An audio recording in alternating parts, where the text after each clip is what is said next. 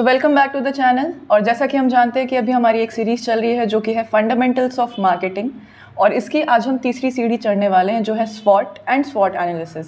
तो आज इस वीडियो में हम सीखने वाले हैं कि स्वॉट क्या होता है, स्वॉट एनालिसिस क्या होता है, स्वॉट एनालिसिस किसकी की जाती है, मार्केटिंग में इसका क्या इंपॉर्टेंट रोल है।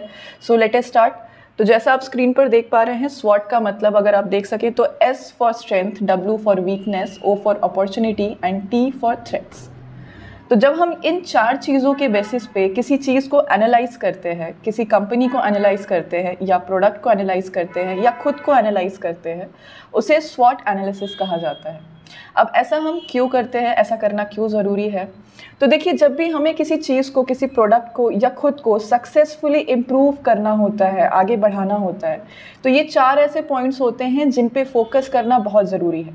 उसके स्ट्रेंथ क्या है, उसके वीकनेसेस क्या है, क्या अपॉर्चुनिटीज़ आगे और आ सकती है, थ्रेट्स क्या क्या आ सकते हैं, उनसे कैसे बचना है। जब हमें ये चीज़ें मालूम हो जाती हैं, जब हम इन चीज़ों पे वर्क कर लेते हैं, जब हम ये चीज़ें एनालाइज कर लेते हैं प्रॉपरली, तो हम बहुत अच्छे से किसी भी इंसान को, खुद को या प्रोडक्ट को कैरी ऑन कर सकते हैं। तो आइए इस चीज़ को समझते हैं। तो आप स्क्रीन पर देख पा रहे होंगे, हम पहला स्टार्ट करते हैं स्ट्रेंथ से।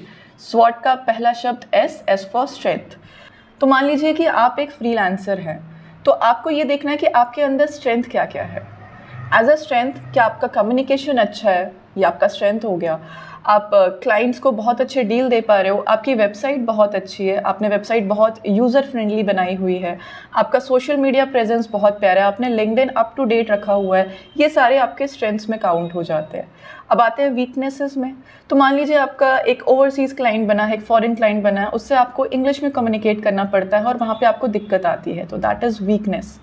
ये दो इंटरनल फैक्टर्स हैं जो हम पे डिपेंड करते हैं, हम इन्हें कितने अच्छे से परफॉर्म कर सकते हैं, कितना और बेटर कर सकते हैं।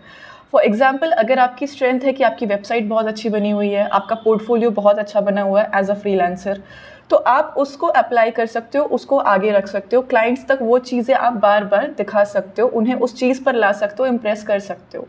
बट आपकी एक वीकनेस है यहाँ पे, अगर मैं देखूँ तो इंग्लिश कम्युनिकेशन आपका अच्छा नहीं है, क्लाइंट से हम ठीक से बात नहीं कर पा रहे हैं, फॉरेन क्लाइंट्स जो हैं वो अच्छे से बात नहीं कर पा रहे हैं, हमारी बात नहीं समझ पा रहे हैं। तो वैसे टाइम पे कैसा करना है कि आपको अपने वीकनेसेस पे काम करना है धीरे धीरे। जब आप अपने वीकनेसेस पे काम करोगे, वो आपकी स्ट्रेंथ बनती जाएगी। तो ये दो इंटरनल फैक्टर्स होते हैं, स्ट्रेंथ और वीकनेस। इसमें दूसरा एग्जाम्पल देखते हैं, हम एजेंसी एग्जाम्पल लेते हैं, कोई कंपनी देखते हैं। मान लीजिए कोई कंपनी है, उनकी स्ट्रेंथ क्या क्या होंगी।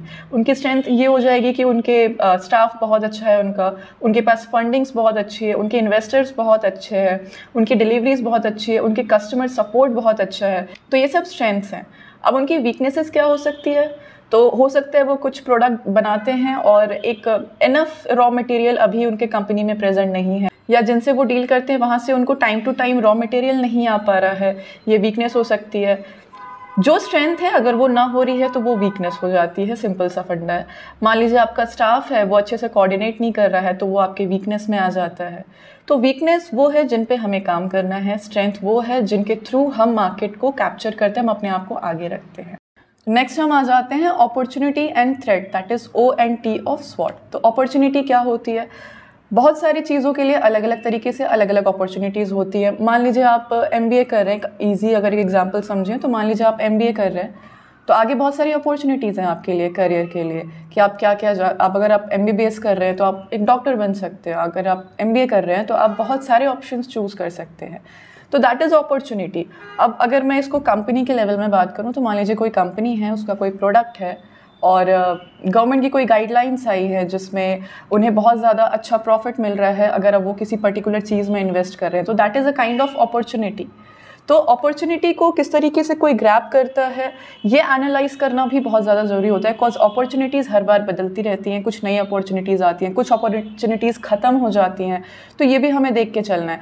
फॉर एग्जांपल, अब मास्क का टाइम आया था, लॉकडाउन का टाइम आया था, लोग मास्क और सैनिटाइजर्स बना रहे थे, वो एक अपॉर्चुनिटी थी। तो कई बार हमें अपॉर्चुनिटीज़ तो देखनी है, बट थ्रेट को देखते हुए अपॉर्चुनिटीज़ को ग्रैब करना होता है।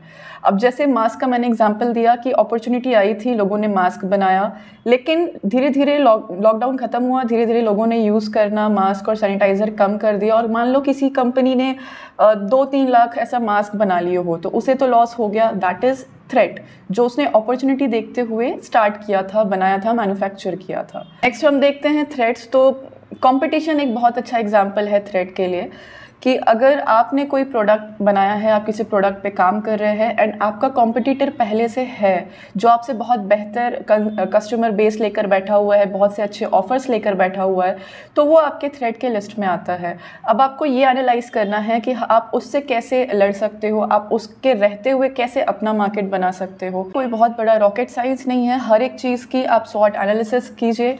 अगर आप एक करियर स्टार्ट करने जा रहे हैं किसी चीज़ में, आप एक डिजिटल मार्केटर बनने जा रहे हैं, तो एक बार आप खुद की भी स्वॉट एनालिसिस कीजिए। आप लिख कर देखिए आपके स्ट्रेंथ्स क्या है, आप लिख के देखिए आपके वीकनेसेस क्या है, क्या क्या अपॉर्चुनिटी मैं उठा सकता हूँ, क्या क्या थ्रेट्स आ सकते हैं। जब आपके सामने ही सारे पॉइंट्स होंगे तो उनका सॉल्यूशन भी आपके पास होगा। सी स्वॉट एनालिसिस क्या है?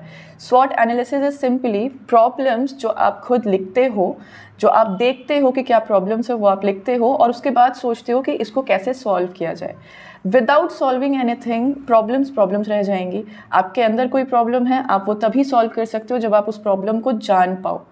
आप किसी प्रोडक्ट के ऊपर अगर काम कर रहे हो, आपका कोई क्लाइंट है, उसने आपको कोई प्रोडक्ट दिया हुआ है, तो पहले आपको उस प्रोडक्ट को जानना इसलिए ज़रूरी होता है। आप मार्केटिंग स्ट्रैटेजी बनाते हो किसी प्रोडक्ट को लेकर के, लेकिन अगर आप उस प्रोडक्ट को जान ही नहीं रहे हो, उसके बारे में आपको मालूम ही नहीं है, आपने उसकी स्वॉट एनालिसिस की ही नहीं है कि इसके अंदर स्ट्रेंथ क्या है, वीकनेसेस क्या है और क्या अपॉर्चुनिटीज़ ये ग्रैब कर सकता है, कौन कौन से थ्रेट्स आ सकते हैं आने वाले टाइम में। अगर आपको यही नहीं मालूम है उस प्रोडक्ट के बारे में जो आपके क्लाइंट ने आपको दिया हुआ है डिजिटल मार्केटिंग करने के लिए, तो फिर आप उसकी स्ट्रैटेजी कैसे बनाओगे?